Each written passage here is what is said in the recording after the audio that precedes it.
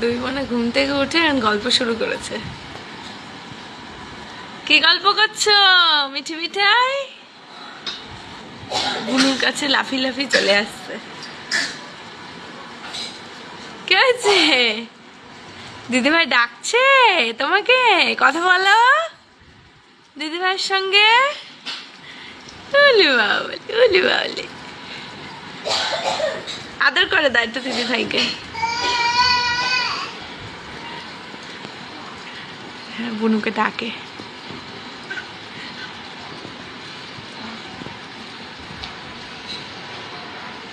হাঁপিয়ে গিয়েছে, সেই করেছি। যা কি হয়েছে? যেতে পারলে না বুনুর কাছে? হ্যাঁ যাও, বুনু তো বসে আছে একা একা, তুমি যাও।